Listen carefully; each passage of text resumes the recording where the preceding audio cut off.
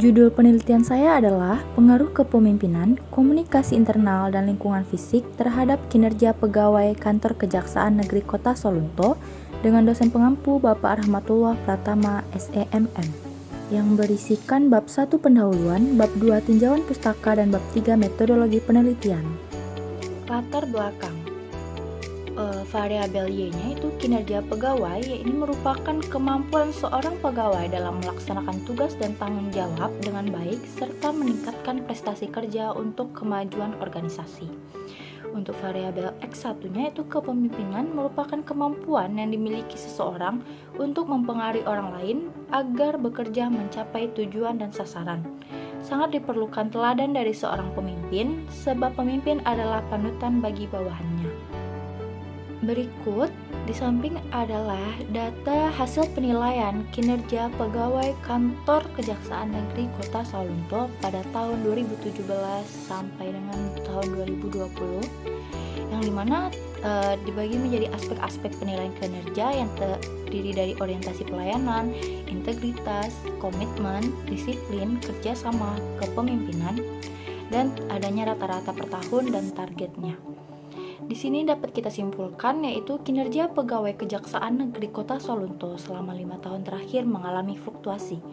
Fluktuasi kinerja pegawai disinyalir disebabkan oleh kepemimpinannya yang belum optimal pada Kantor Kejaksaan Negeri Kota Solunto. Komunikasi internal yang belum terjalin dengan baik sehingga berdampak terhadap kinerja pegawai pada Kantor Kejaksaan Negeri Kota Solunto. Rumusan masalahnya yang pertama, apakah kepemimpinan berpengaruh terhadap kinerja pegawai pada Kantor Kejaksaan Negeri Kota Solunto? Yang kedua, apakah komunikasi internal berpengaruh terhadap kinerja pegawai pada Kantor Kejaksaan Negeri Kota Solunto? Yang ketiga, apakah lingkungan fisik berpengaruh terhadap kinerja pegawai pada Kantor Kejaksaan Negeri Kota Solunto? Dan yang keempat, apakah kepemimpinan, komunikasi internal, dan lingkungan fisik secara bersama-sama berpengaruh terhadap kinerja pegawai pada Kantor Kejaksaan Negeri Kota Solunto? Batasan masalah yang pertama, memfokuskan pada faktor yang mempengaruhi kinerja pegawai sebagai variabel dependen. Yang kedua, memfokuskan pada faktor yang mempengaruhi kepemimpinan, komunikasi internal, dan lingkungan fisik sebagai variabel independen. Yang ketiga, periode penelitian yang dipakai itu dari tahun 2018 sampai tahun 2020. Tujuan penelitian yang pertama, pengaruh kepemimpinan terhadap kinerja pegawai pada Kantor Kejaksaan Negeri Kota Solunto. Yang kedua, pengaruh komunikasi internal terhadap kinerja pegawai pada Kantor Kejaksaan Negeri Kota Solunto. Yang ketiga, pengaruh lingkungan fisik terhadap kinerja pegawai pada Kantor Kejaksaan Negeri Kota Solunto. Dan yang keempat, pengaruh kepemimpinan, komunikasi internal, dan lingkungan fisik terhadap kinerja pegawai pada Kantor Kejaksaan Negeri Kota Solunto. Manfaat penelitian yang pertama, manfaat teoritis, yaitu sebagai referensi dan literatur pertimbangan. Yang kedua, manfaat praktis, yaitu bagi penulis, kesempatan penulis untuk menerapkan pengetahuan. Dan bagi dunia akademis, yaitu literatur untuk penelitian selanjutnya. Dan terakhir bagi instansi, yaitu evaluasi dalam penerapan regulasi. Kajian teori. Tujuan suatu organisasi atau instansi tidak mungkin terwujud tanpa peran aktif sumber daya manusia meskipun alat-alat yang dimiliki organisasi atau instansi begitu canggihnya. Oleh karena itu, keberhasilan suatu organisasi atau instansi tidak hanya tergantung pada teknologi, melainkan juga tergantung pada aspek sumber daya manusia yang dimiliki. Sehingga suatu organisasi atau instansi membutuhkan sumber daya manusia yang potensial, baik pemimpin maupun bawahan dapat memberikan kontribusi yang baik dan melaksanakan tugas dengan optimal untuk mencapai tujuan. Kebersihan suatu organisasi juga dipengaruhi oleh kinerja pegawainya. Afrianti, tahun 2021. Kinerja pegawai adalah hasil kerja secara kualitas atau kuantitas yang dicapai oleh seseorang karyawan dalam melaksanakan tugasnya sesuai dengan tanggung jawab yang diberikan kepadanya. Di dalam kinerja dibutuhkan perencanaan strategis. Perencanaan strategis yaitu proses memformulasikan, mengimplementasikan, dan mengevaluasi keputusan yang memungkinkan organisasi mencapai tujuan. Tujuan pokok sistem penilaian kinerja adalah menghasilkan informasi yang akurat dan sahih tentang perilaku dan kinerja anggota organisasi. Semakin akurat dan sahih informasi yang dihasilkan oleh sistem penilaian kinerja, maka semakin besar potensi bagi organisasi. Selanjutnya, kepemimpinan, yaitu kemampuan untuk mempengaruhi, membimbing, dan mengarahkan atau mengelola orang lain bekerja mencapai tujuan yang ditetapkan. Teori gaya kepemimpinan yang pertama itu kepemimpinan otoriter, kepemimpinan partisipatif, dan kepemimpinan delegatif. Indikator kepemimpinan terdiri dari yang pertama iklim saling mempercayai, yang kedua penghargaan terhadap ide bawahan, yang ketiga memperhitungkan perasaan para bawahan, yang keempat memperhatikan para kenyamanan pekerja bagi bawahan, dan yang kelima memperhitungkan faktor kepuasan kerja para bawahan dalam menyelesaikan tugas yang dipercayakan padanya. Komunikasi internal adalah suatu proses ketika seseorang atau beberapa orang atau kelompok, organisasi, dan masyarakat menciptakan dan menggunakan informasi agar terhubung dengan lingkungan dan orang lain. Komunikasi bisa dikatakan efektif jika yang pertama pesan yang disampaikan dapat dipahami oleh komunikan, yang kedua komunikan bersikap atau berperilaku seperti apa yang dikehendaki oleh komunikator dan ada kesesuaian antar komponen. Yang ketiga yaitu menarik perhatian. Ini dalam arti baru tidak biasa. Simbol yang digunakan hendaknya mudah dipahami meliputi bahasa, istilah, kata-kata atau kalimatnya. Dan terakhir yaitu komunikator menganjurkan menggunakan sesuatu, maka hendaknya sesuatu tersebut mudah didapat dengan menggunakan cara tertentu.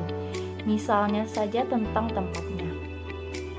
Lingkungan fisik adalah segala sesuatu yang ada di sekitar pegawai pada saat bekerja yang dapat mempengaruhi dirinya dan pekerjaannya saat kerja. Jenis-jenis lingkungan kerja dibagi dua. Yang pertama, lingkungan kerja fisik. Yang kedua, lingkungan kerja non-fisik. Indikator lingkungan kerja yang pertama penerangan, yang kedua suhu udara, yang ketiga kebersihan, yang keempat penggunaan warna, kelima keamanan kerja, keenam hubungan antar pegawai, dan yang ketujuh hubungan antara pegawai dan pimpinan. Penelitian terdahulu. Yang pertama, menurut Marjaya dan Pasaribu tahun 2019, di mana variabel kepemimpinan berpengaruh negatif tidak signifikan terhadap kinerja karyawan. Lain halnya dengan variabel motivasi yang berpengaruh positif namun tidak signifikan terhadap kinerja karyawan. Selanjutnya, variabel pelatihan kerja berpengaruh positif dan signifikan terhadap kinerja karyawan. Secara simultan, kepemimpinan, motivasi, dan pelatihan berpengaruh signifikan terhadap kinerja karyawan. Selanjutnya, menurut F. Kabututo et al. Tahun 2020, dengan hasil penelitian secara simultan, human relationship, lingkungan kerja, dan komunikasi berpengaruh positif dan signifikan terhadap etos kerja pegawai Perum Bulog, Drive, Sulut, dan Gorontalo. Selanjutnya, yaitu menurut Yuliana tahun 2021, kepemimpinan, komunikasi, dan lingkungan kerja berpengaruh positif dan signifikan terhadap kinerja karyawan. Penelitian terdahulu yang selanjutnya yaitu menurut Pasaribu tahun 2021, dengan hasil penelitian kepemimpinan, komunikasi, dan lingkungan kerja berpengaruh signifikan terhadap kinerja pegawai di Kecamatan Badiri, Kabupaten Tapanuli Tengah. Sedangkan variabel motivasi tidak berpengaruh signifikan terhadap kinerja pegawai di Kecamatan Badiri, Kabupaten Tapanuli Tengah. Selanjutnya, penelitian menurut Toto Yulianto tahun 2020, dengan hasil penelitian kepemimpinan, lingkungan kerja, dan komunikasi secara bersama-sama berpengaruh signifikan terhadap kinerja pegawai. Selanjutnya, penelitian menurut Sobirin dan Siharis tahun 2022, dengan hasil penelitian kepemimpinan, lingkungan kerja, kompensasi, dan motivasi kerja masing-masing berpengaruh signifikan dan positif terhadap kinerja karyawan. Menurut Tarigan dan Roziana tahun 2018, dengan hasil penelitian kepemimpinan dan motivasi berpengaruh positif dan signifikan terhadap kinerja karyawan, sedangkan lingkungan kerja tidak berpengaruh terhadap kinerja karyawan. Dan terakhir, menurut Wahyudi et al. Tahun 2022, dengan hasil penelitian kepemimpinan, lingkungan kerja, dan fasilitas kantor berpengaruh signifikan terhadap kinerja perangkat desa di Kecamatan Kampar. Kerangka pemikiran yang terdiri dari variabel independen dan variabel dependen, di mana variabel independennya terdiri dari kepemimpinan yaitu menjadi X1, komunikasi internal menjadi X2, lingkungan fisik yaitu X3. di mana di sini variabel dependennya itu kinerja pegawai, yaitu sebagai Y.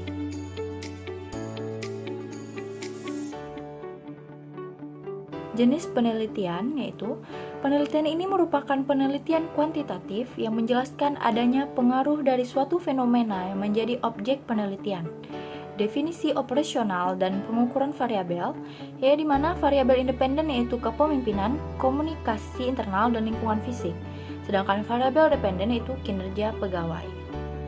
Variabel independen yang pertama kepemimpinan yaitu X1, adapun indikatornya adalah yang pertama kemampuan mempengaruhi, membimbing, mengarahkan atau mengelola bawahan.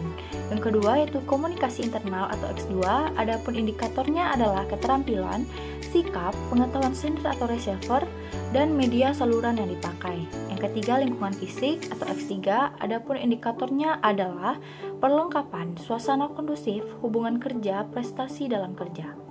Variabel dependen yang keempat yaitu kinerja pegawai atau X, adapun indikatornya adalah kualitas kerja, kuantitas kerja, kerjasama, dan ketangguhan kerja. Metode pengambilan data. Populasi penelitian ini adalah keseluruhan dari pegawai pada kantor Kejaksaan Negeri Kota Solo yang berjumlah sebanyak 30 orang.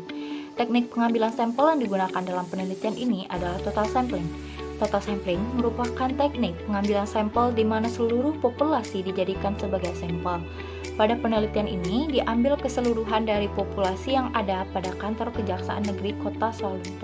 Jenis, sumber, dan metode pengumpulan data. Jenis data yang digunakan dalam penelitian ini adalah data primer dan data sekunder.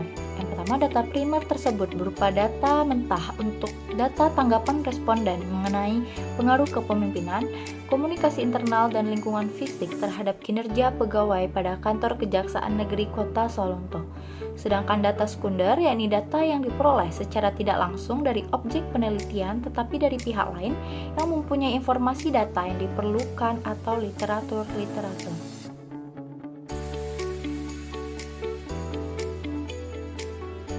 Analisis deskriptif yaitu statistik yang digunakan untuk menganalisis data dengan cara mendeskripsikan atau menggambarkan data yang telah terkumpul sebagaimana adanya tanpa bermaksud membuat kesimpulan yang berlaku untuk umum atau generalisasi. Yang kedua itu uji normalitas, yaitu dilakukan untuk melihat apakah dalam model regresi variabel dependen dan independen yang memiliki distribusi normal atau tidak. Jika data menyebar di sekitar garis diagonal dan mengikuti arah garis diagonal, maka model regresi memenuhi asumsi normalitas.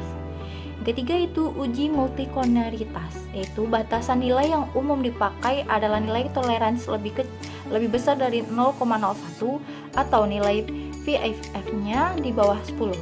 Model regresi yang baik seharusnya tidak terjadi korelasi antara variabel bebas.